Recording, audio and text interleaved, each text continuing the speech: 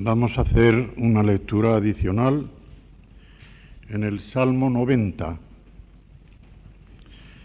con el que comienza el libro cuarto de los Salmos. ¿Sabéis? Está dividido en 5 libros.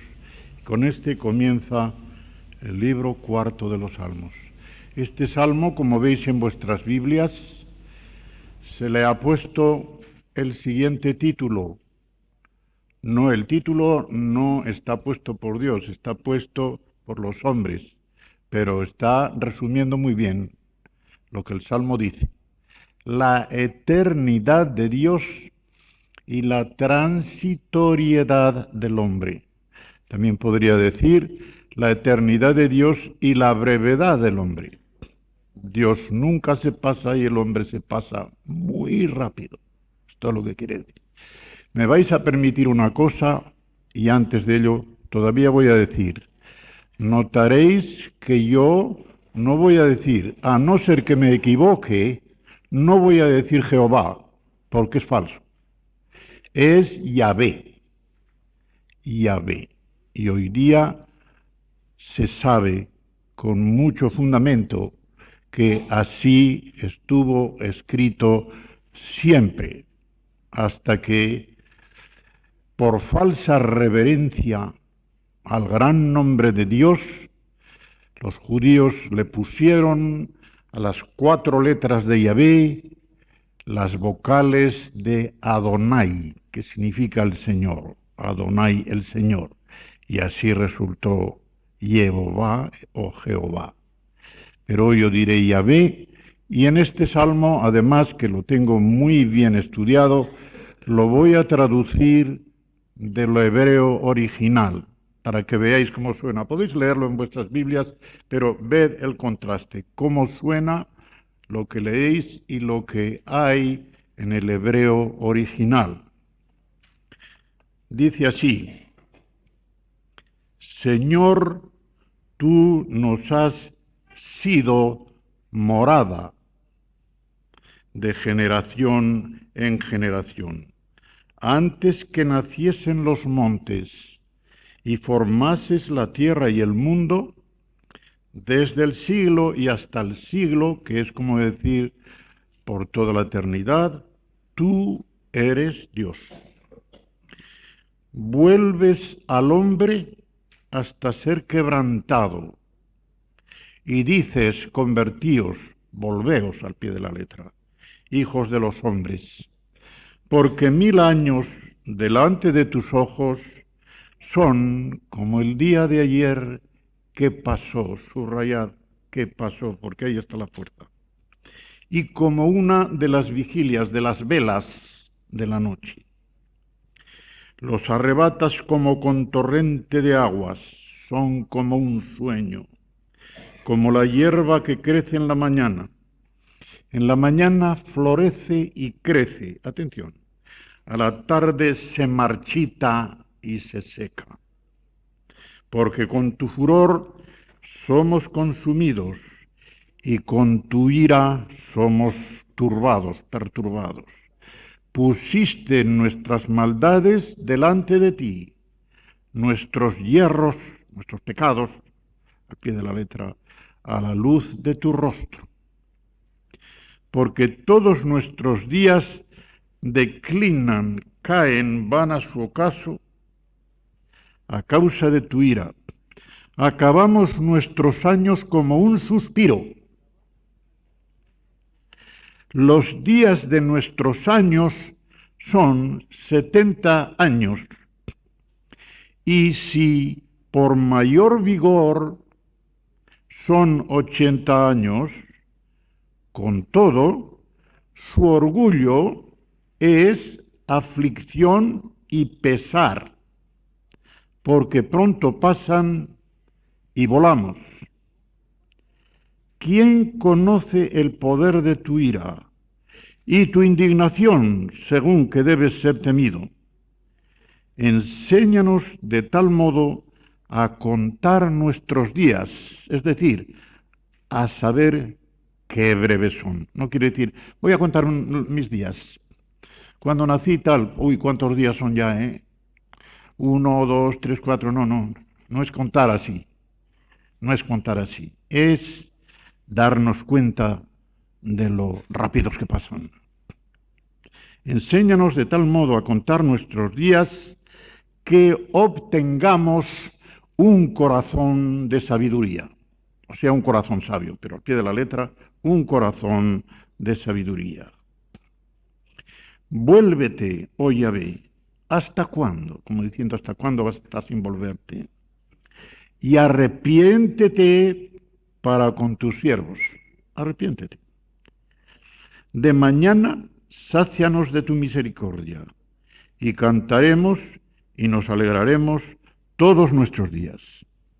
Alégranos conforme a los días que nos afligiste y los años en que vimos el mal. Muéstrese a tus siervos tu obra y tu majestad sobre sus hijos. Sea el agrado del Señor nuestro Dios sobre nosotros, y la obra de nuestras manos confirma, asegura sobre nosotros. Sí, la obra de nuestras manos confirma. Esta repetición, ya veis que el salmista, que es Moisés, es una oración de Moisés, tiene mucho interés en que Dios establezca bien lo que está haciendo. La obra de nuestras manos haz que sea firme. Hasta aquí la palabra de Dios, y ya podéis conjeturar que esta primera noche voy a tratar del atributo de la eternidad de Dios. Como es el primero, aunque yo no tenía aquí, porque está según las lecciones del cursillo, voy a comenzar por explicar, porque es necesario, a explicar qué es eso de atributo y atributo de Dios. ¿Qué es eso de qué atributos nos comunica Dios y qué atributos no puede comunicarnos? ¿Dónde está la raíz de esa magnitud de los atributos de Dios que sobrepasan todo entendimiento? Pues voy a explicar esto. Atributos, o todavía mejor, perfecciones de Dios, significa que de la misma manera que cuando hablamos de una persona y le decimos a otra, mira, es una persona muy buena, te voy a enumerar sus cualidades, que son muchas y buenas. Tiene tal cualidad, tiene tal otra, y decimos 6, 8, 10, y podemos decir 12, 14, según las que a nosotros nos parece que tiene. Entre todas ellas forman un conjunto. En Dios no es así. En Dios no es así.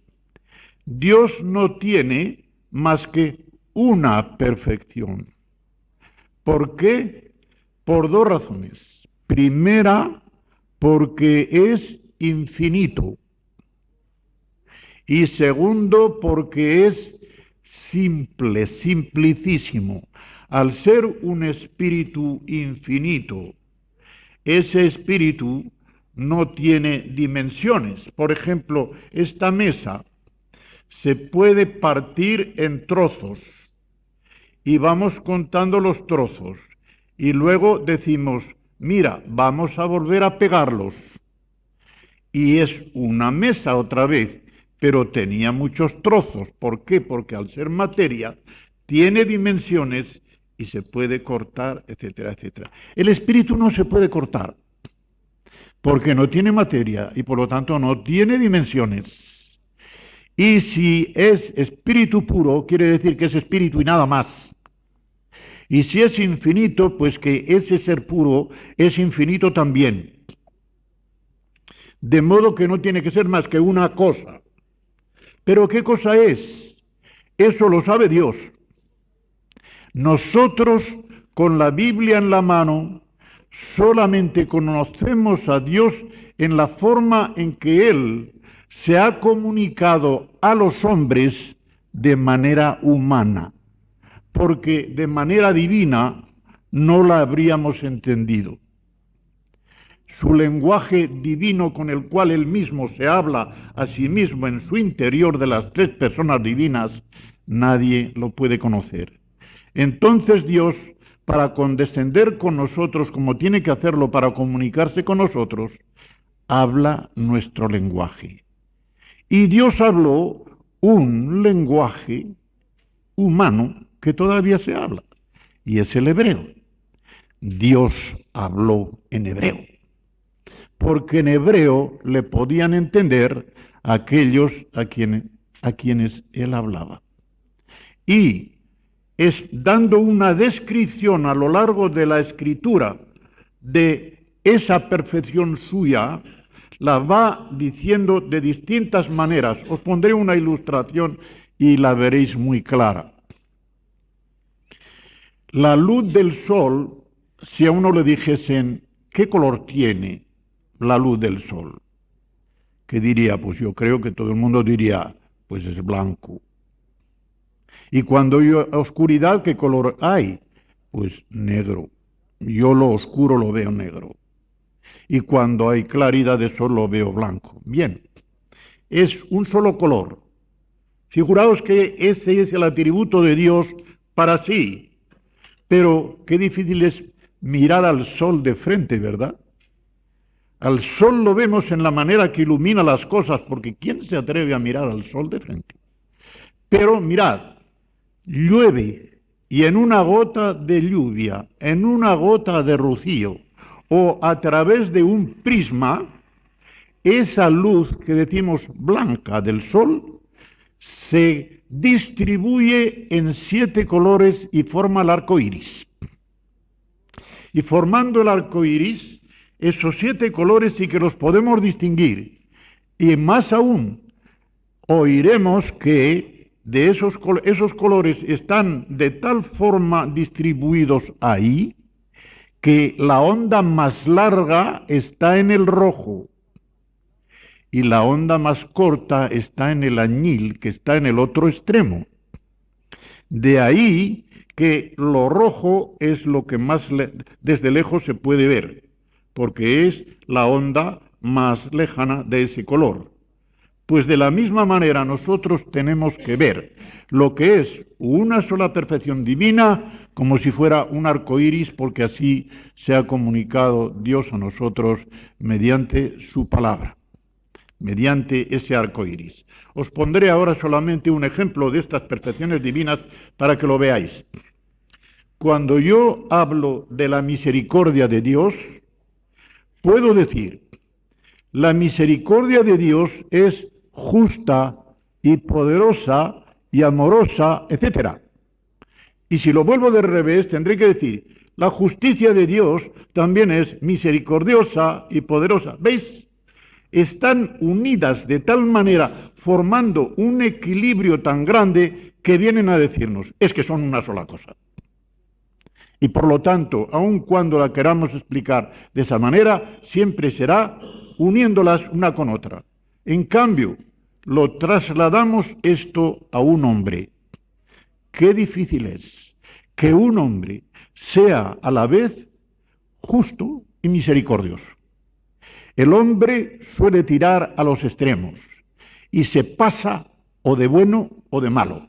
Se pasa o de justo o de misericordioso. Dios nunca se pasa. Tiene tal equilibrio en esa única perfección que para nosotros se distribuye en tantas que siempre todo está al perfecto nivel. Al perfecto nivel. Pero voy a decir algo más. ¿Todas esas perfecciones están realmente al mismo nivel y en el mismo grado? Pues no, no, porque Dios al revelar su carácter, y fijaos ahora bien, en 13 perfecciones, porque así quiso darlo a Moisés, subrayó principalísimamente las perfecciones que tienen que ver con su bondad, y no tanto las que tienen que ver con su seriedad y su justicia. Las voy a decir porque mirad, están en el capítulo 34 del Éxodo, en los versículos 6 y 7 están las 13 perfecciones de Dios. Y os voy a decir una cosa, no creo que lo haya dicho aquí, pero como lo digo en tantas partes, a veces creo que también lo he dicho. Entre españoles, por ejemplo, ¿verdad que el número 13 es de mal agüero? El número 13 no resulta bueno. Y dicen, ¿y por qué será eso? Ay, pues mira que cuando estaban los apóstoles estaba Jesucristo y había 12. ¿Y quién hacía el número 13? Judas. Cuando se salió, que descansados se quedaron. Ya no había más que 12 contando el Señor. Para los judíos no es así. Para los judíos el número 13 es el número mejor que hay. ¿Por qué? Pues primeramente porque Dios se reveló a Moisés en 13 perfecciones. Y luego hay otra razón que seguramente para los judíos es la principal. Si leéis el libro de Esther, que a los judíos les gusta tanto, porque es el libro de la venganza de los judíos contra sus enemigos, las suertes para defenderse de sus enemigos se echó en un 13 del primer mes. Y cuando echaron la segunda suerte para ver cuándo se había de acabar esa venganza, salió la suerte en el 13 del último mes. Dios quiso que fuera así para que los judíos tuvieran todo el año, desde el primer mes hasta el último, para prepararse. Y qué bien se prepararon. Tanto es así que se adelantaron a sus enemigos, porque el que se adelanta vale por dos, y lo supieron hacer muy bien. Si queréis leer el libro de Esther, lo veréis allí todo muy bien. Pero ahora vamos al libro del Éxodo, porque es conveniente conocer esas perfecciones. Yo no las voy a leer conforme están para decir 1, 2, 3, 4, os digo que son 13, pero voy a recalcar, como he dicho antes, que lo principal enfatiza la bondad. Y cuando se trata de lo que ya es serio, justo y atacar, castigar al que viola la ley, ya no es tanto. Donde se ve que el corazón de Dios no está inclinado al castigo. No está inclinado al castigo. El corazón de Dios está inclinado a la misericordia. Y podemos decir con la Biblia en la mano, porque así lo dice, que cuando Dios castiga, le duele. Lo duele porque de su corazón no sale el querer castigar. Pero como no tiene más remedio al ser 3 veces santo que poner las cosas en su sitio, no tiene más remedio que castigar el pecado de los hombres. Pero no le sale del corazón. Del corazón le sale todo lo bueno. Y fijaos, Éxodo 34, espero que lo tengáis ya. Y pasando Yahvé por delante de él, como lo había pedido Moisés en el capítulo anterior, pasando por delante de él, proclamó, Yahvé, Yahvé, él, Dios, fuerte.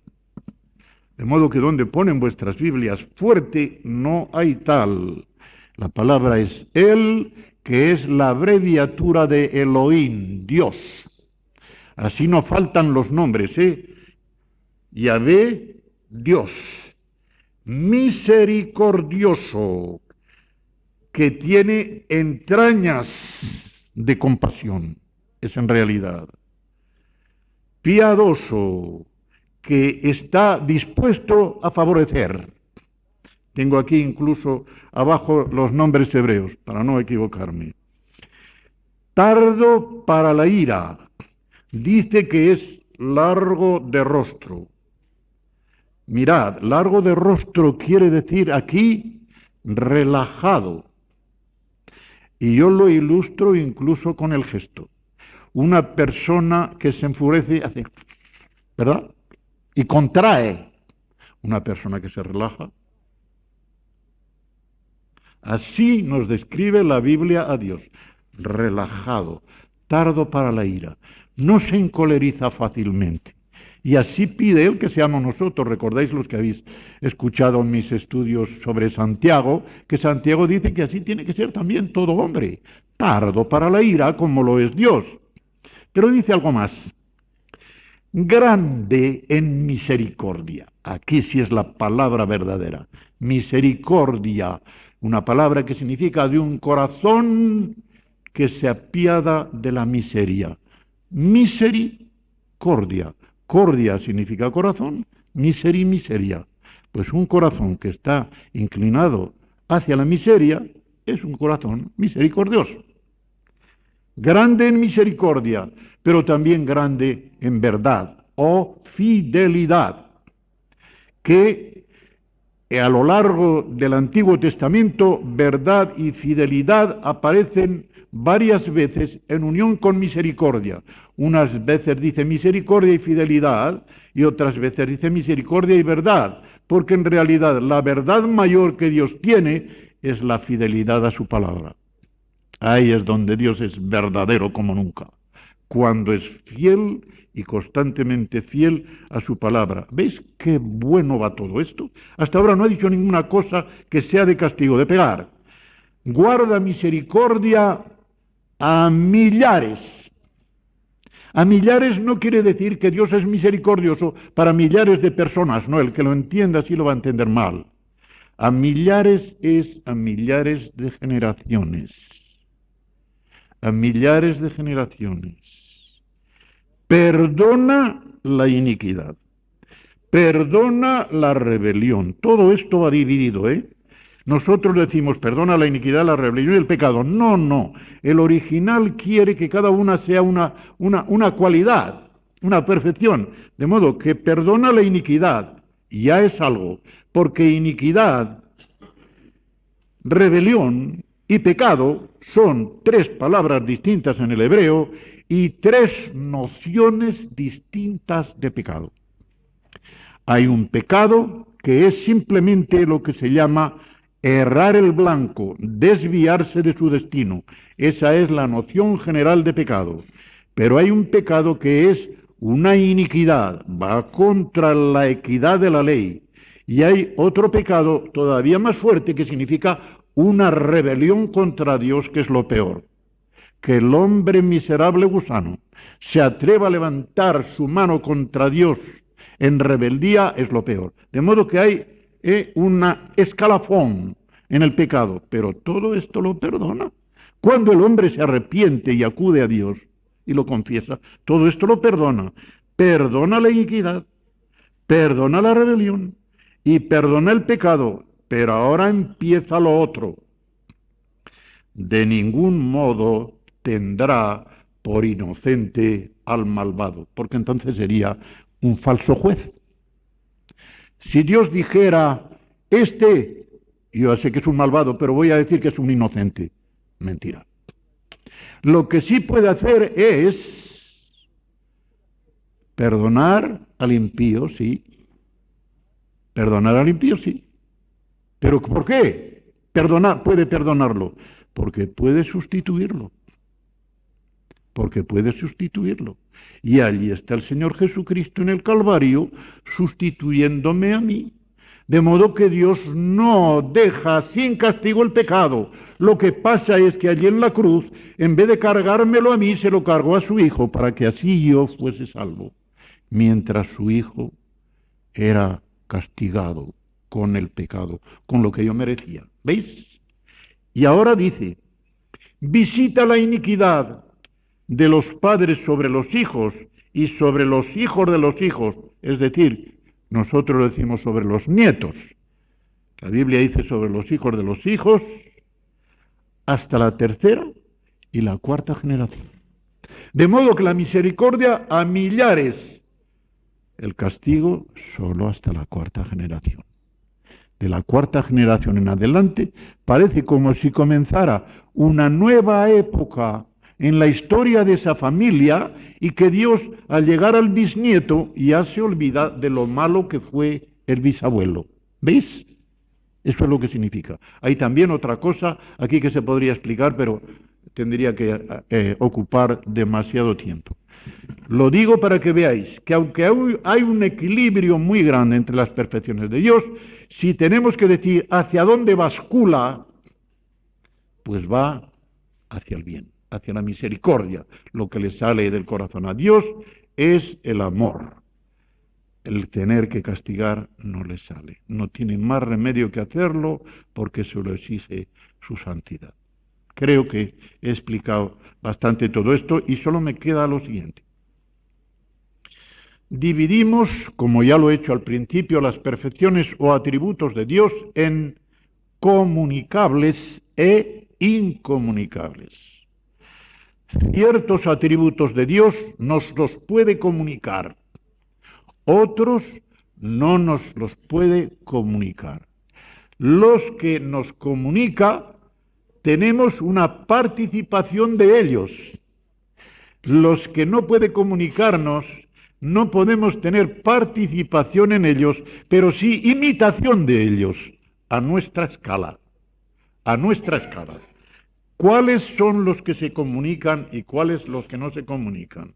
Voy a ver si lo explico claramente en una materia en que me estoy metiendo cada vez más hondo, más profundo. Mirad, en Dios, que es simplicísimo, que es una sola cosa, para entenderlo nosotros según el modo humano de comprender, tenemos que distinguir dos cosas: lo que es y lo que hace,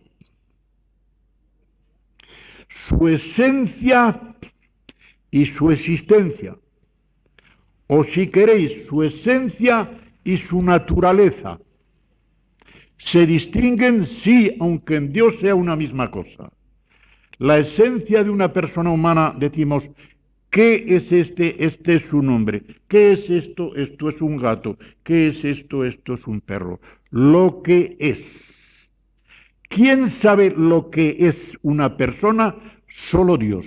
Porque al decir lo que es, te estás metiendo en lo más profundo de la esencia de una persona.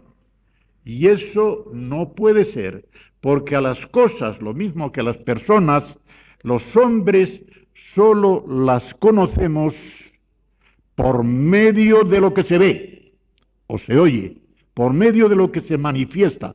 De ahí que sean con tanta frecuencia falsos los juicios de los hombres, porque se apoyan en las apariencias. Solo Dios puede juzgar con verdad, porque solo Él es el que puede penetrar hasta el fondo del ser. Solo Él puede juzgar con verdad. De modo que esto es la esencia. En cuanto a la esencia, Dios es infinito. Y todo lo que es infinito en sus perfecciones es incomunicable. La eternidad, ¿qué indica? Infinito en el tiempo. No lo puede comunicar. Nadie puede ser eterno más que Él.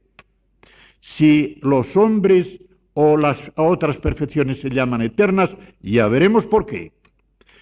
No puede cambiar. ¿Por qué? Entra dentro de la eternidad. Infinito en que no puede haber sucesión en Él. Omnipotente, infinito en su poder, no lo puede ceder. Omnisciente, lo sabe todo, no lo puede ceder. Todas estas no las puede comunicar. ¿Por qué? Porque su raíz está en la esencia que es infinita. En cambio, lo que es de lo que hace, de su naturaleza, significa la conducta. Y en la conducta, Dios, según el modo de entender humano, tiene lo siguiente: una mente para pensar, un corazón para amar, una voluntad para determinar hacer, y una conducta que en la Biblia nos va expresando de qué manera se ha comportado Dios con la humanidad desde el momento en que decidió crear el mundo, crear el hombre y arriesgarse con lo que había decidido crear. Crear un hombre libre, responsable, que pudiera decirle sí y pudiera decirle no. ¡Qué riesgo! Y así creo también, antes que a los hombres, a los ángeles, con el mismo riesgo, con el mismo riesgo. De modo que ¿Cómo piensa Dios? Su naturaleza.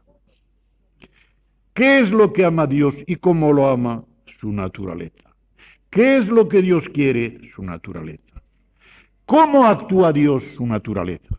Esto sí lo puede comunicar porque al darle a una persona por medio del nuevo nacimiento una comunicación de su naturaleza divina, como lo dice Pedro, segunda de Pedro, capítulo 1, versículo 4, quiere decir que al poner en nosotros una participación de esa naturaleza suya, el creyente tiene dentro un principio mediante el cual, si sigue a Dios, si es espiritual y está cercano en comunión a Dios, va a pensar como Dios piensa, va a querer lo que Dios quiere, va a amar lo que Dios ama y va a actuar como Dios actúa. Y cuanto mejor lo haga el hombre así, cuanto mejor el creyente piense como Dios y quiera como Dios y ame como Dios y actúe como Dios, más cercano está a Dios. Más participa de la naturaleza divina. ¿Veis qué importancia tiene esto? Para mí tiene una importancia. No hay ninguna otra cosa más importante para un creyente que ser como Dios, en su naturaleza. De modo que no tengo que decir ya más. Pues bien, la eternidad es un atributo que ya he insinuado, incomunicable. ¿Y en qué consiste? Pues vamos a ver en qué consiste. Pero primeramente quiero hacer una advertencia. ¿Qué valor tiene para nosotros esta perfección divina? ¿Sabéis el valor que tiene? La eternidad de Dios es una perfección que nos interesa tanto y tanto y tanto. Porque mirad bien, si Dios no puede dejar de existir, si Dios siempre existe, si Dios siempre existió y si Dios siempre existirá, estamos seguros los hijos de Dios de que todo lo que nos afecta está bajo su dirección y bajo su control.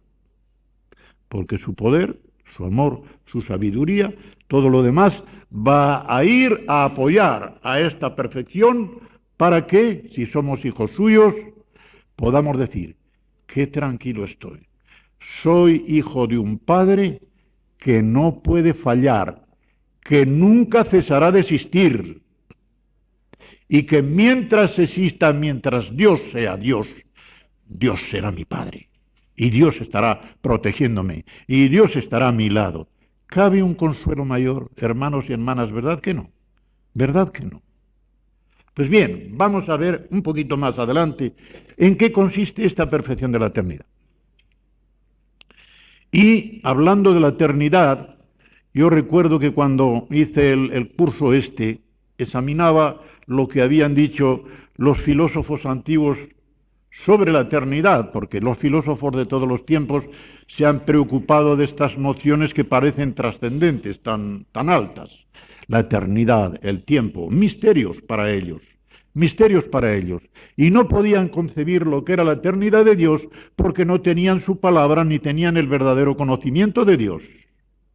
Y por lo tanto, cuando los paganos se forjaron a sus dioses, no los pudieron hacer eternos, porque esa perfección divina no entraba dentro de la capacidad del entendimiento humano. Disertaron mucho, y yo cuando digo filósofos, no solamente digo filósofos paganos, sino también filósofos cristianos, guiados no por la fe, sino por su razón.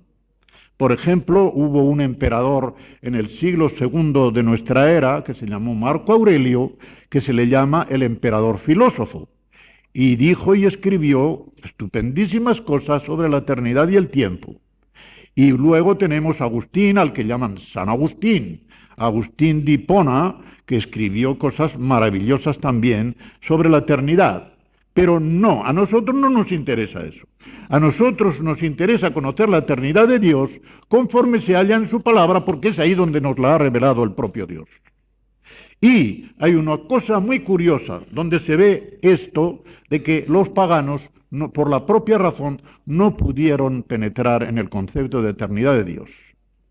los países limítrofes, los que tenían frontera con Israel desde la antigüedad, Egipto, Caldea, Macedonia, íbamos para arriba, Siria, Asiria a este lado, y luego un poquito más lejos Grecia y Roma.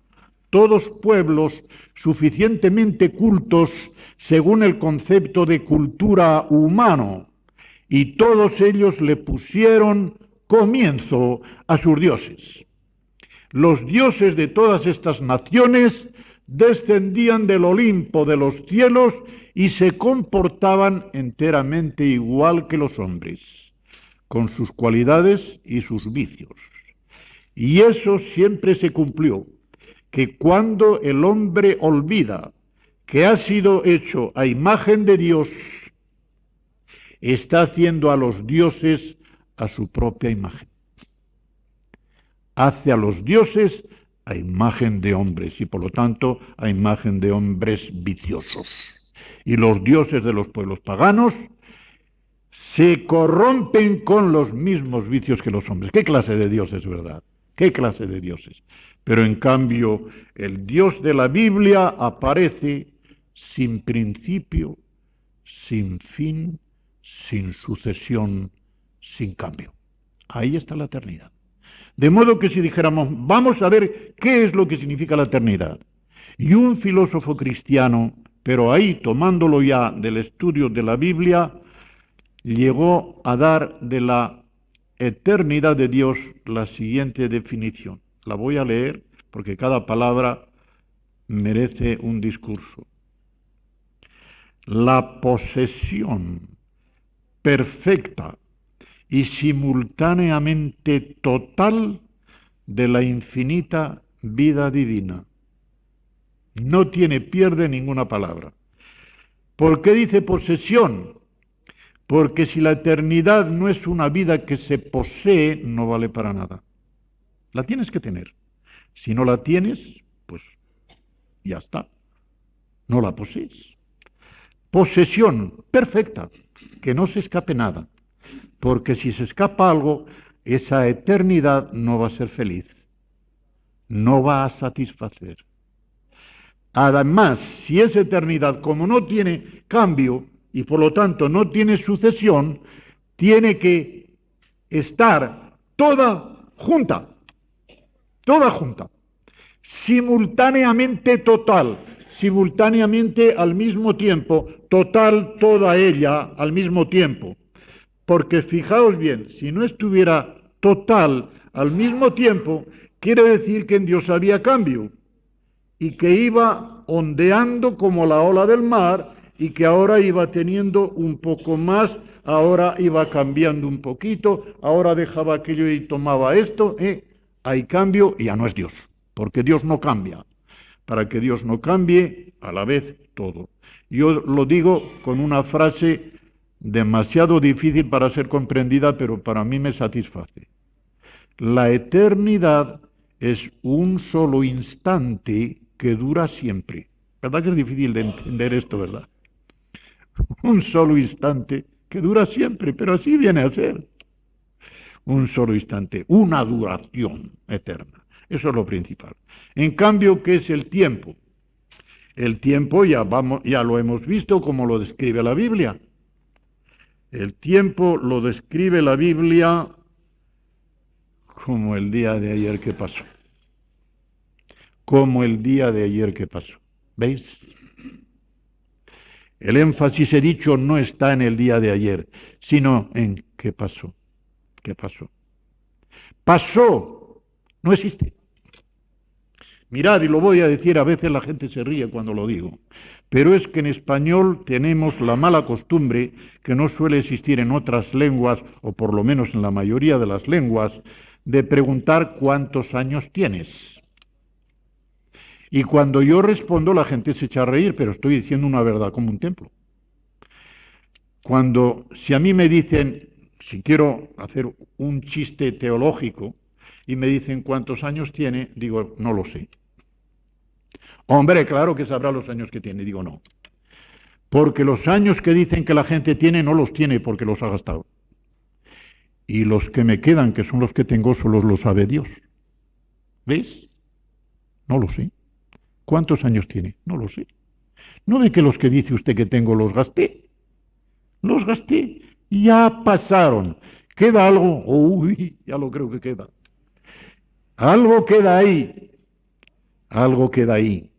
Sobre las cenizas del pasado se ha edificado mi presente.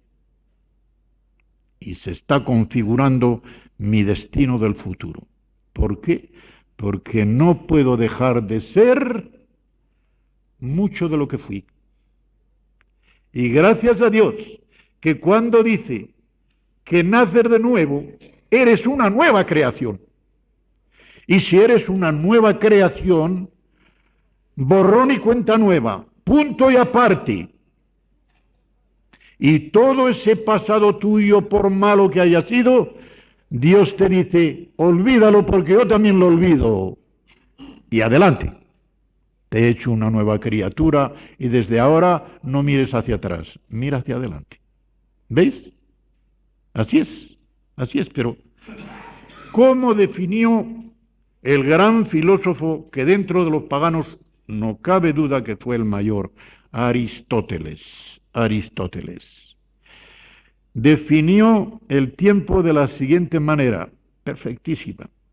La numeración del movimiento según un antes y un después. La numeración del movimiento. El movimiento se puede contar y realmente se cuenta mediante instrumentos inventados por el hombre, que son los relojes. Y los relojes de los cuales se oye su marcha, ¿qué dicen? Tic-tac, tic-tac, tic-tac, antes y después, antes y después. Y va pasando como las olas de un río, fluyendo siempre, y nunca puedes decir, voy a detenerlo. No lo detendrás. No lo detendrás. Igual que la ola de un río, no lo detendrás. Y nunca puedes decir, sí, ahora lo detengo porque yo digo ahora. ¿Qué dices ahora? ¿Y en cuánto tiempo has dicho ahora? Ahora. En 3. Y mientras dices A, no existe la hora. Y mientras dices O, ni existe ya la A porque ha pasado, ni existe Ra porque no ha venido. Y cuando dices el Ra, ya han pasado el A y el O. ¿Qué existe de ahí? ¿Qué pasó? ¿Qué pasó? ¿Veis? Al tiempo no se le puede comprimir. Se va de las manos. Igual que si quieres tomar un puñado de agua, ¿verdad que no lo puedes comprender? Se te va. Porque el agua no está para eso, para que la cojas con la mano, y el tiempo tampoco. De modo que eternidad y tiempo, ¿veis en qué se diferencia? Son contradictorios. Pero fijaos qué maravilla. El Dios Espíritu Infinito, que no puede estar en el tiempo, aunque su eternidad abarca todos los tiempos, se hace hombre. Y en el momento en que se hace hombre, entra en el tiempo. Porque ese Hijo de Dios, que es eterno como el Padre, en el momento en que se hace hombre, decimos, en el día tal, de tal mes, de tal año, nació el Señor Jesucristo. Ya le has puesto tiempo. Y luego se van contando los meses, los años de su vida, y se murió pues aproximadamente entre los 33 y los 36 años. Así, ya le has puesto tiempo. Y no solamente le has puesto tiempo, sino que a partir, con base en esa fecha, se numeran todos los tiempos. ¿En qué año estamos? 1995. Quiere decir que aparentemente, digo aparentemente porque hoy día los expertos dicen que estamos equivocados, y es cosa clara, hace 1995 años desde que Jesucristo nació. De modo que no solamente entró en el tiempo, sino el tiempo en que entró nos sirve para medir nuestro tiempo. ¿En qué día, mes y año estamos? Bien, vamos a pasar de esto porque ya es bastante, ¿no? Vamos a la Biblia Y vamos a ver a qué aplica la palabra de Dios este adjetivo eterno.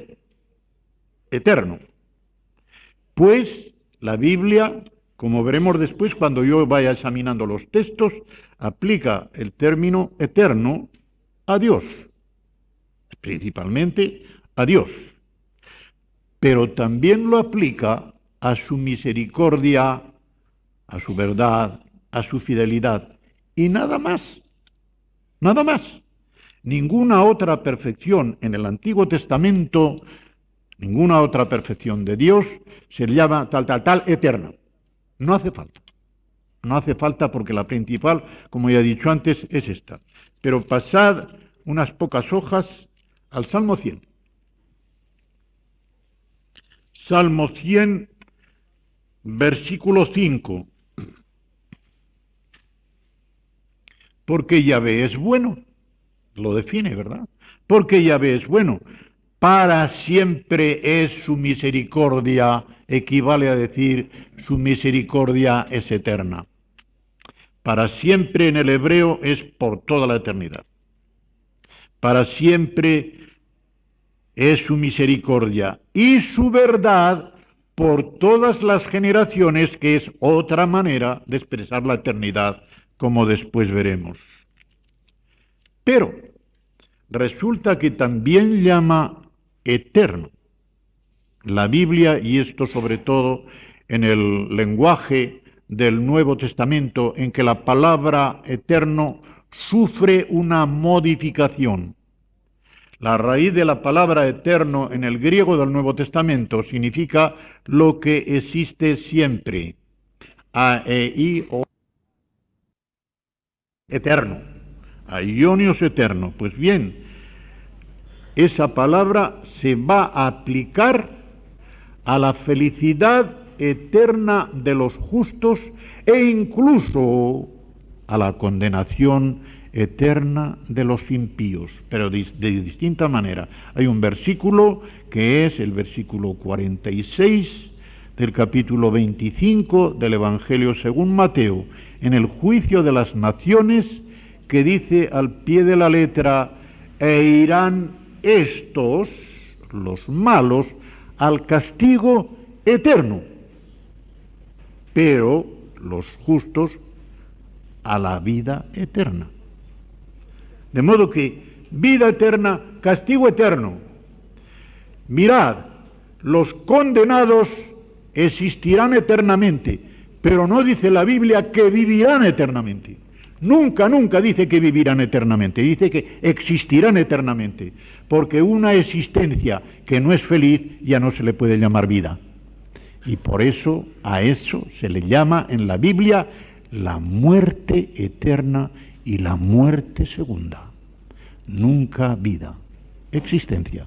Pero para los justos sí. ¿Por qué? Porque participa, imita a la eternidad de Dios, que si la eternidad de Dios hemos dicho que era la posesión perfecta y simultáneamente total de la infinita vida divina, para los justos no podremos decir que es simultáneamente total, porque se mueve y no son Dios. Por eso es incomunicable, pero es posesión, y es posesión de vida, y por eso es feliz. De modo que en eso se distingue la una de la otra. Y si hubiésemos de hablar con toda precisión, no llamaríamos a eso eternidad, ni incluso a la de los justos, porque no es la eternidad de Dios. La llamaríamos perpetuidad. Y de esto sí que hay en hebreo una palabra distinta. Por ejemplo, la tenemos en Isaías, cuando está diciendo los atributos que va a tener el Mesías, capítulo 9 de Isaías, versículo 6, cuando vuestras Biblias dicen Padre Eterno, ¿verdad? Una de las cosas que se le va a llamar al Mesías es Padre Eterno. Pero el original hebreo no dice Padre Eterno. Dice perpetuamente Padre. Perpetuamente Padre. ¿Sabéis cuál es la diferencia? Si a mí me dice, mira, tu Padre es eterno, muy bonito, pero me deja frío. Pero si me dicen, tu Padre es siempre Padre, Tu padre es siempre padre. Nunca va a ser para ti un padre castigador. Va a ser siempre un buen padre. Perpetuamente padre. Me llena. Eso me calienta el corazón. Mucho más que si me dice, tu padre es eterno. No va a cesar de existir. Me deja más lleno el corazón de esta otra manera. Pues bien, ahora nos metemos ya a examinar los textos bíblicos respecto de la eternidad de Dios. Y estos textos bíblicos se dividen en 4 clases, que las voy a decir rápidamente porque son muy fáciles. Primero, desde el siglo y hasta el siglo. Desde el siglo y hasta el siglo. Lo hemos visto en el Salmo 90 y en el versículo 2. Antes que naciesen los montes y formases la tierra y el mundo, desde el siglo y hasta el siglo, tú, Dios, dice el hebreo. El verbo ser no existe en hebreo. El verbo ser no existe en hebreo. ¿Sabéis por qué? Porque solamente se le puede aplicar a Dios. El único que es Dios.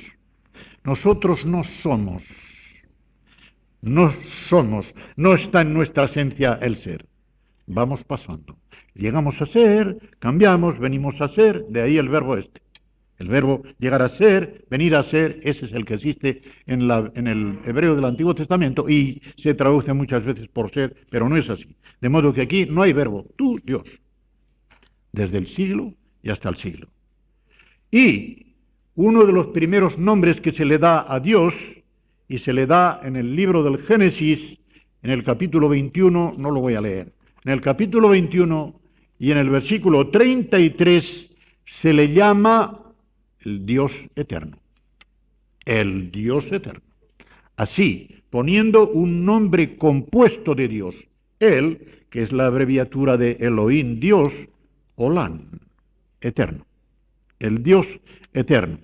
Y así tenemos, por ejemplo, como ya he dicho antes, el contraste tan tremendo en este mismo salmo del versículo 4 para decir de alguna manera la duración de Dios 1000 años delante de ti, como el día que pasó, como el día de ayer que pasó, para hacer un contraste aproximado. El día de ayer que pasó.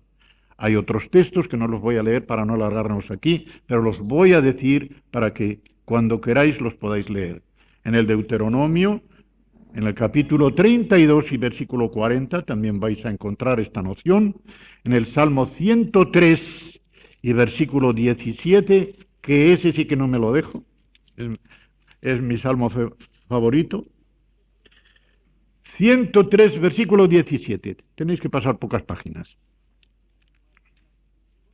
Mas la misericordia de Yahvé es desde la eternidad y hasta la eternidad sobre los que le temen, y su justicia sobre los hijos de los hijos.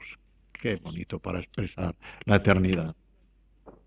Isaías 26, versículo 4 también. Segundo grupo, y está de la manera más fuerte en Isaías capítulo 41 y versículo 4, que dice así: yo, Yahvé, el primero, y yo mismo con los postreros.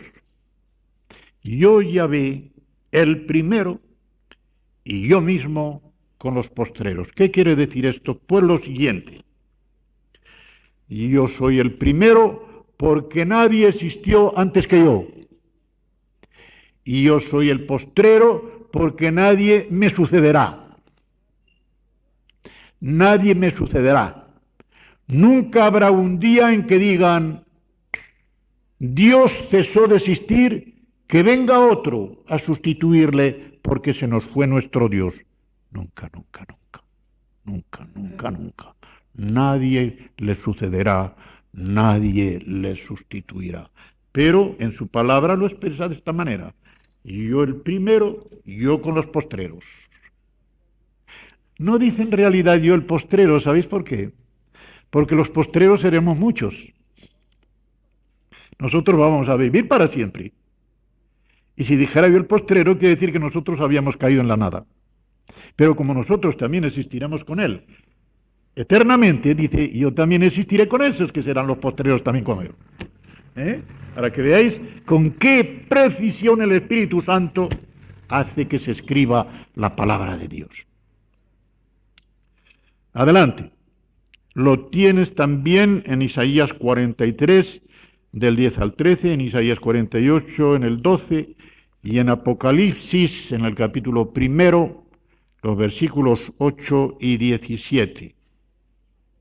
Y recordemos una cosa. Sabéis que cuando Moisés le preguntó a Dios en Éxodo 3:14 sobre su nombre para decirlo a los de Israel, Dios le contestó: yo soy el que soy. En realidad lo tuvo que decir en imperfecto. No voy a explicar esto porque me meto en cuestiones de lenguaje. El tiempo es un imperfecto, pero es para decir que siempre continuará siendo. Por lo tanto, yo soy el que soy. Y ahora fijaos bien. Porque esto, si se habla con testigos de Jehová o con alguien que niegue la divinidad de Cristo, tiene mucho efecto. Mirad, el Señor Jesucristo, según el Evangelio, dijo 5 veces: yo soy, y nada más. 7 u 8 veces dijo: yo soy el pan de la vida, yo soy la resurrección y la vida, yo soy la luz del mundo, etc. Pero yo soy, así, cortado, lo dijo 5 veces. Y eso solo lo puede decir Dios. ¿Cuáles son esas 5 veces? Pues os las voy a decir para que lo copiéis o lo recordéis. Todas ellas están en el Evangelio de Juan. Capítulo 8, hay 3, en el versículo 24, en el 28 y en el 58. Y luego, fijaos bien, en el capítulo 18, cuando se cuenta el arresto del Señor en el huerto, 2 veces. Yo soy. ¿Recordáis que cuando dijo la primera vez yo soy, cayeron todos de bruces? ¿Por qué? Porque los asustó, dicen algunos comentaristas. Jesús no hacía milagritos para asustar. Pronunció el nombre divino y no tuvieron más remedio que caer postrados. Eso es lo que significa. Cuando oyeron el yo soy, una fuerza superior a su voluntad los postró en tierra. Y la segunda vez, como Dios que era, dijo: ahora yo no os voy a fulminar, os lo voy a decir otra vez, porque yo tengo que cumplir el plan de mi Padre y por lo tanto, según ese plan, me voy a dejar maniatar y arrestar y luego llevar al pretorio y luego llevar a que me insulten, a que me escupan, a que me abofeten y a que me crucifiquen para cumplir el plan del Padre. Pero era omnipotente, físicamente lo podía haber impedido. ¿Veis? Estas son las 5 veces. Otra manera de decirlo: por generación de generaciones o de generación en generación, como está en el primer versículo de este Salmo 90, tú nos has sido morada de generación en generación. Está también en el Salmo 102, que Dios mediante lo veremos mañana, para la inmutabilidad, en el versículo 24. Dije: Dios mío, no me cortes en la mitad de mis días, por generación de generaciones son tus años. Y esto significa que Dios cubre y rebasa todas las generaciones habidas y por haber. Todas las cubre y todas las rebasa. Del mismo modo que, como acabamos de ver, nadie ha habido que le precediera y nadie habrá que le sucederá. Y finalmente, el cuarto grupo, que es el más pequeño. Yo aquí no he encontrado más que 2 lugares, pero son para tenerlos en cuenta. Son en el Salmo 102 también, en el versículo 25, que bien traducido tiene que ser así: desde lo antiguo tú fundaste la tierra. Y luego, casi al pie de la letra, está en Habacuc, en el capítulo 1 y versículo 12, desde antiguo. También, desde antiguo, o sea, desde un tiempo oculto que solamente tú sabes, desde ese antiguo. Y cuando la Biblia nos quiere decir cómo comienza la acción de Dios en el tiempo, no comienza como piensan los filósofos demostrando la existencia de Dios, sino que nos presenta a Dios ya vivo y activo. ¿Cómo se abre la Biblia? En el principio creó Dios. Estas son las tres primeras palabras de la Biblia. En el principio es una sola palabra, creó otra, Dios. Pero en el principio comienza, ¿por qué? Porque es el principio de la Biblia. Pues bien, en ese principio creó, ya está activo antes de nombrarlo, Dios. Y ya dice en sumario lo que creó, en dos posiciones, lo de arriba y lo de abajo, los cielos y la tierra, o como dice Pablo en Colosenses, lo visible y lo invisible. Y ahí está todo. Dentro de lo invisible están los ángeles también, colocados en lo que dice de lo de arriba. Y en lo de abajo estamos los hombres y todas las demás cosas. Y ahora, las aplicaciones devocionales con las que, como todas las noches, yo quiero terminar estos estudios sobre las perfecciones de Dios. Cuando yo escribí mi libro, Un Dios en tres personas, y fue exactamente hace 21 años, el año 1974, parece como si en mí todavía flotase mucho de la filosofía que yo había aprendido en la teología de la Iglesia Católico Romana. Y tengo que confesar que no me gustan algunas de las cosas que dije porque hay demasiado razonamiento, hay demasiado raciocinio filosófico. Y si vuelvo a escribir, si yo amplío esto, que con el favor de Dios quiero hacerlo, como lo de Cristología y lo del Espíritu Santo, quiero prescindir en absoluto de las razones de mi mente y apoyarme únicamente sobre la palabra de Dios. Pero una cosa que tampoco hice, y sí lo voy a hacer, es lo siguiente. Cuando el Señor Jesucristo, en el capítulo 17 de Juan y en el versículo 3 se dirige al Padre y le dice, esta es la vida eterna, que te conozcan a ti el único Dios verdadero y al que has enviado Jesucristo.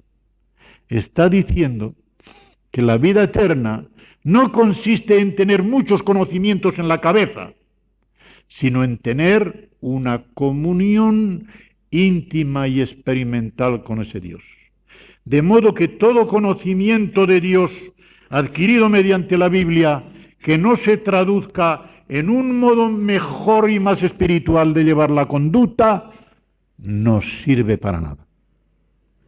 No sirve para nada. ¿De qué me serviría a mí saber mucho de Dios si no conozco de esta manera a Dios? ¿De qué me serviría? Y por eso yo sí escribo, como digo, con el favor de Dios esto, voy a poner un énfasis devocional tremendo. Y vamos a hacerlo en esto de la eternidad brevemente, porque el tiempo pasa, pero no voy a escatimar tiempo. Primera consideración. Sabiendo, como sabemos por la palabra, que Dios es eterno, podemos decir también como David en el Salmo 31, en el versículo 15, David tiene una frase fabulosa. En tu mano están mis tiempos. ¿Habéis considerado alguna vez eso? En tu mano están mis tiempos. En tu mano están mis tiempos. 6 palabras, en hebreo son 2. En tu mano es una sola palabra y están mis tiempos es otra. Así de conciso es el hebreo, ¿verdad? En tu mano. En las manos de Dios están mis tiempos. ¿Y cuáles son mis tiempos? Pues los que tiene la gramática, pasado, presente y futuro, y no hay más tiempo, porque el tiempo del hombre, como todo tiempo, tiene 3 dimensiones. Lo que pasó, lo que hay ahora y lo que vendrá, que yo no lo sé. Pero si Él lo sabe, Él lo sabe. Y si en la mano de Dios no solamente está lo que ya pasó, y no solamente está lo que ya pasa, sino que está también lo que pasará y yo no lo sé, ¿verdad que puedo estar tranquilo? porque ese tiempo mío que yo no conozco todavía está en buenas manos. Está en buenas manos. En tus manos están mis tiempos. En tu mano están mis tiempos. De modo que todas las vicisitudes de mi vida están o dirigidas o controladas por ese Padre mío en cuya mano están mis tiempos, porque ese Padre mío no solamente lo sabe todo, sino que además de ser infinitamente sabio, es infinitamente poderoso y es infinitamente amoroso. Y cuando a la sabiduría y el amor se junta el poder, ya no pidas más. No lo voy a decir hoy, lo diré cuando salga lo de la omnipotencia. Mis tiempos, digo, son pasado, presente y futuro. Vamos a examinarlos, a hacer un poco de meditación sobre estos tiempos nuestros, sobre los tuyos y los míos. Mi tiempo pasado. ¿Qué puede inquietarme de mi tiempo pasado? Si soy creyente y soy un creyente consecuente, un creyente verdadero, ¿qué es lo que debería inquietarme de mi pasado? ¿Verdad que no es difícil decirlo, que no es difícil adivinarlo? Mis pecados, la maldad que yo he cometido, eso es lo que tendría que inquietarme. ¿Qué me dice la palabra de Dios respecto de esto? ¿Sabéis lo que me dice? Pues me dice que ese pasado mío tan negro, que a mí me podría inquietar, Dios lo ha olvidado. ¿Qué os parece? Un Dios que no tiene memoria, olvida. ¿Por qué dice que lo olvida? Para dar un énfasis tremendo a que para Él, mi pecado pasado, si yo lo he confesado delante de Él y he recibido al Señor Jesucristo, es como si nunca hubiera existido, borrado de la memoria de Dios, sepultado en el océano, trasladado lo más lejos que pueda estar. Dios ya no lo ve, porque lo borró, porque lo ha olvidado. Y si Dios lo borró de su memoria, ¿lo voy a tener yo en la mía? Es una tontería. Pedro dice en su segunda carta, en el primer capítulo, que el que olvida la purificación de sus pecados pasados es un miope, un corto de vista y hasta un ciego.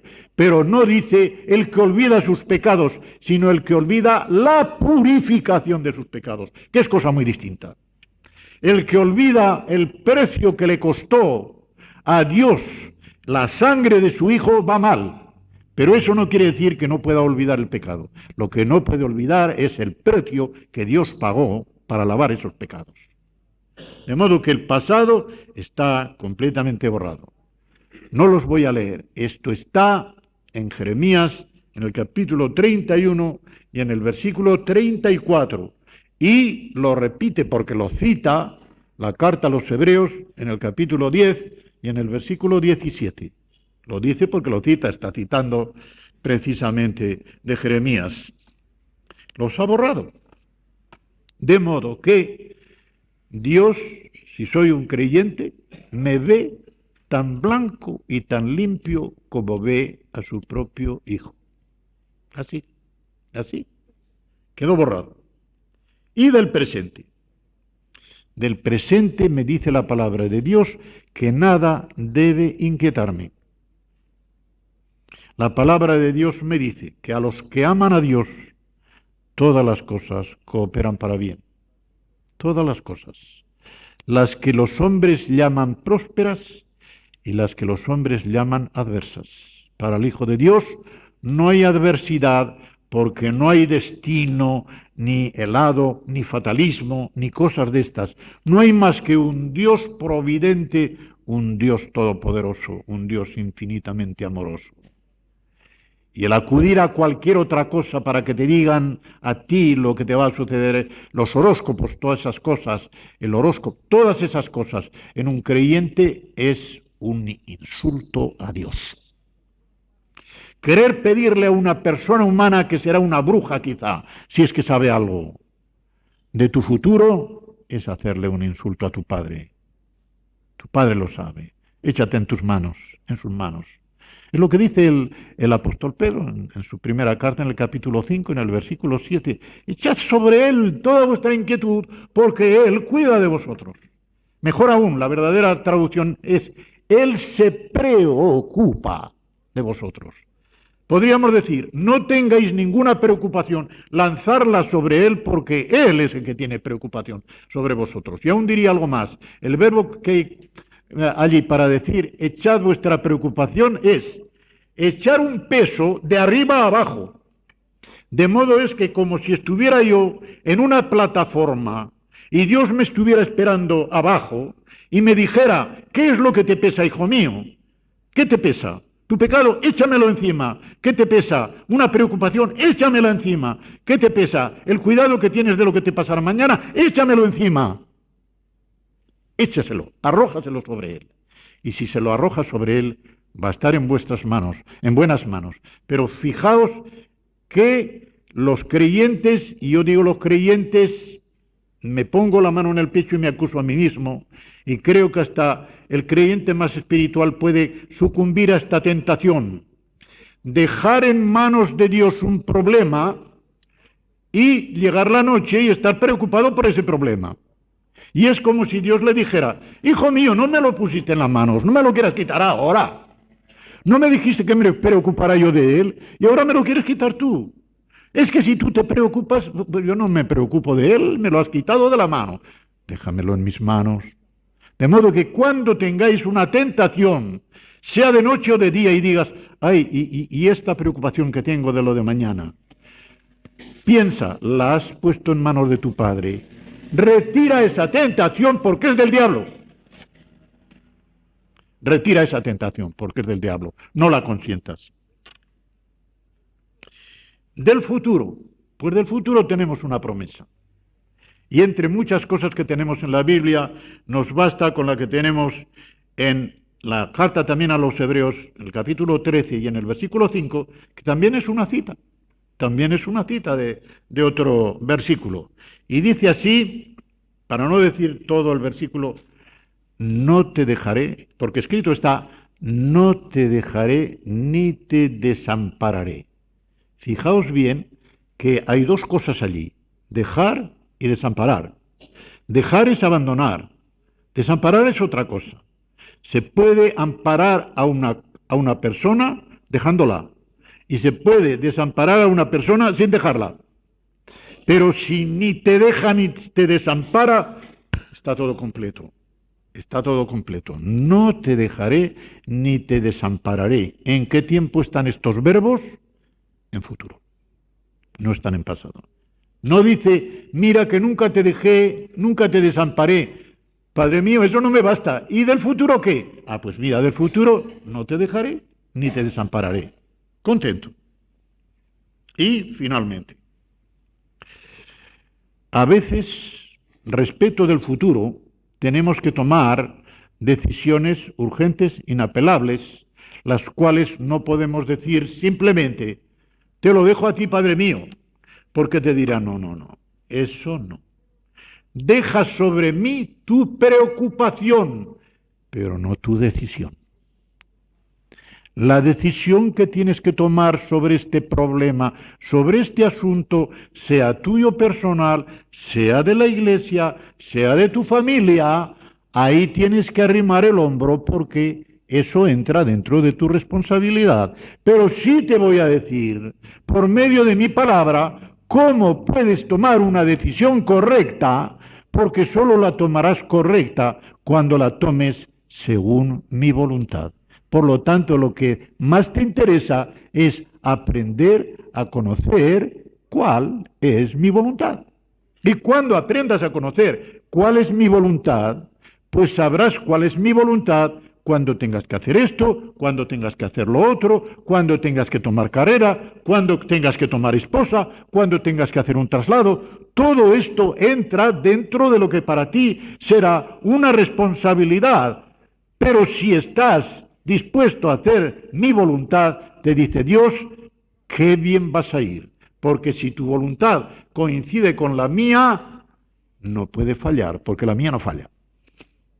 La mía no falla. Si la tuya va con la mía, no fallará. ¿Y cómo lo vamos a saber? Pues rápidamente os voy a decir. En la epístola a los romanos, el apóstol Pablo parece que desde el principio del capítulo 12 ya tenía el interés de enseñar a los fieles de Roma cómo se tenían que tomar estas decisiones. Y lo primero que les dice es lo siguiente: os exhorto, hermanos, a que presentéis vuestros cuerpos en sacrificio vivo, santo y agradable, que es vuestro culto racional. De modo que, primera condición para que puedas conocer la voluntad de tu Padre es que te consagres y te dediques a Él enteramente. Que no te reserves nada, que te renuncies a ti mismo, que te niegues a ti mismo y que te pongas a su cuidado, que te entregues a Él. Pero para entregarte a Él tiene que haber dentro de ti un cambio, que en el segundo versículo de ese mismo capítulo 12 de Romanos te dice que es una transformación continua mediante la renovación de vuestra mente. La mente humana, aunque sea en el creyente, tiende a contagiarse de la manera de pensar del mundo que le rodea. Y si este creyente está en una oficina con otros que no son creyentes, o está en un cargo con otros que no son creyentes, o está en una familia donde no hay creyentes, o hay pocos creyentes, o hay algunos que no son creyentes, esposa, hermanos, hermanas, padres, hijos, etc. Tendrán más dificultad, pero la dificultad estará en que tendrá que luchar continuamente con la palabra de Dios y en la inspiración de su espíritu en ir haciendo que su mentalidad sea siempre mentalidad de creyente y nunca mentalidad de mundano. Que piense como Dios piense, porque eso es la participación de la naturaleza de Dios.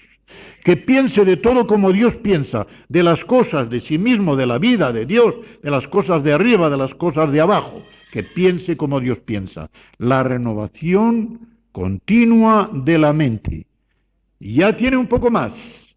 Hace falta otra cosa. El tercer versículo de esta epístola, en el capítulo 12 de Romanos, versículo tercero, el apóstol Pablo exhorta a medirse a cada uno según la medida que Dios le ha dado, que ninguno tenga de sí mismo una opinión mayor que no tengas un complejo de superioridad, que no pienses de ti más que la medida de lo que Dios quiere para ti y del don que te guarda para ti y del ministerio que tú quieres que Dios quiere que tú desempeñes, no tu vecino, no tu hermano, no tu hermana, tú.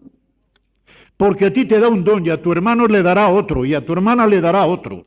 Y a cada uno su don y a cada uno su campo específico para que desarrolle ese don y el ministerio que Dios le va a encargar en la iglesia. Y si eso marcha bien, cada uno tiene su medida. Y nadie se va a medir ni más alto ni más bajo. No, no, no, no. Dios no quiere complejo de superioridad, pero tampoco quiere complejo de inferioridad. Porque el complejo de inferioridad, al fin y al cabo, no es más que una forma velada de egoísmo, de pereza y de no querer hacer nada y que los demás lo hagan todo. De modo que así vamos bien. Y una vez que estás situado de esta manera, entiende que Dios tiene tres maneras de decirte cuál es su voluntad cuando tú estás ya en esta situación, en esta condición tan buena. Te lo va a decir mediante tu palabra. Por lo tanto, estúdiala. Sé maduro en la palabra de Dios, porque mirad, los que no tienen discernimiento para esto, para escoger lo bueno y lo malo, es porque no son maduros en la palabra de Dios. Lo dice la palabra de Dios en la epístola a los Hebreos, capítulo 5 y versículo 14. Vais a verlo. Yo lo tengo traducido del original al pie de la letra. Mas de maduros es, de perfectos dice allí, de maduros espiritualmente es el alimento sólido de los que por el hábito tienen los sentidos ejercitados para el discernimiento tanto del bien como del mal. ¿Quién tendrá discernimiento para decir esto es bueno y esto es malo, esto tengo que hacerlo, esto tengo que dejarlo? El que conozca la palabra de Dios lo suficiente para meterse en esto. De ahí que como la madurez también es cuestión de tiempo, por muy espiritual que sea un creyente, y lo puede ser muy espiritual y hasta lleno del Espíritu Santo, en el primer momento en que recibió al Señor Jesucristo, nunca se puede decir que es maduro hasta que no pase tiempo. Porque necesitará tiempo para ir instruyéndose en la palabra. Por mucha dedicación que tenga Dios, necesitará tiempo y tiene que tomárselo. Y el creyente que después de haber sido salvo, dice, bueno, ya tengo bastante, como soy salvo, sé que iré al cielo. ¿Qué equivocación tan grande tienes? No sabes que has sido salvo para ser santo. No sabes que has sido salvo para dar gloria a Dios. No sabes que has sido salvo para edificarte a ti mismo y edificar a los demás. No sabes que has sido salvo para entrar en el cuerpo de Cristo y que todo el cuerpo de Cristo pueda recibir de lo que tú sepas y que tú también recibas de lo que otros sepan. No sabes esto, pues tienes que saberlo. Y cuando, en la medida del tiempo y de la competencia que adquirirás mediante el estudio de la palabra, puedas llegar a decir, me parece que estoy dispuesto ya a saber lo que tengo que decir, a saber lo que tengo que escoger y lo que tengo que retirar. Entonces sí, se cumple en ti este versículo 14 del capítulo 5 de la epístola a los Hebreos. Y qué diferencia, ¿verdad? ¿Qué diferencia? Cuando uno dice, ya sé lo que la palabra me dice claramente. No tengo que preguntarle a nadie. Veo que la palabra de Dios me dice claramente que en este asunto tengo que proceder así y no asá. Y no tienes que ir a preguntarle a alguno, porque tienes dentro de ti el Maestro Supremo de la palabra, que no es ningún hombre, es el Espíritu Santo. Es el Espíritu Santo. Primera de Juan, capítulo 2, versículo 20, que dice, vosotros tenéis la unción del Santo y sabéis todas las cosas. Si no las sabéis es vuestra culpa, pero Él os enseña todas las cosas porque Él nos es dado para guiarnos a toda la verdad. Si no llegamos a toda la verdad, no es culpa suya, es culpa nuestra. Es culpa nuestra. De modo que en esta forma estamos con su palabra, el Espíritu dentro, que es el gran maestro que tenemos aquí, y finalmente su providencia. Y Dios nos marca la pauta de su providencia mediante las circunstancias en que nos coloca. Mediante esas circunstancias nos salvó. Sí, también, porque nos colocó en un medio en lo cual Él había de hacer que todas las cosas cooperaran para que un día llegáramos a recibirle. Y a otros no lo hizo. Y a otros no lo hizo. Yo cuando hablo de esto, recuerdo a mis compañeros de escuela de cuando éramos niños pequeños. Yo digo muchas veces que yo era el más travieso de ellos. ¿Por qué a mí me escogió Dios y no a ellos? Y luego en el seminario, pues yo no era de los mejores seminaristas. ¿Por qué mis compañeros de seminario se quedaron allí? Y a mí me sacó. Y de cura igual y tal y tal. ¿Por qué? ¿Por qué? ¿Por qué? No hay que preguntar por qué. Porque es su amor y solamente su amor el que lo decidió. Pero su amor me puso en unas circunstancias que a veces pueden ser unas circunstancias de rebeldía en que has visto la luz y te rebelas contra todo hombre que quiere impedirte el acceso de la luz. Y dices, a mí no me importa ni obispo, ni papa, ni ninguna otra cosa, porque he visto la luz en la palabra de Dios y yo sigo a la palabra de Dios y no sigo a ningún hombre. Pero necesitas ser rebelde y te llamarán rebelde y te dirán después que eres hereje, apóstata y tal. Pero puedes decir, echen anatemas, que a mí el único anatema que me importa es el anatema de Dios. Y si Dios no me da su anatema, los anatemas de los hombres no me importan. Pero ahí tienes, que tienes guiado. Si tienes las antenas de tu espíritu alertas a su palabra, a la conducción del espíritu y atento también a las circunstancias en que Dios te coloca, te va a ser cada vez más fácil el decidir, el hacer una decisión que sea conforme a su voluntad. Y si es conforme a su voluntad, te voy a decir una cosa, estarás satisfecho.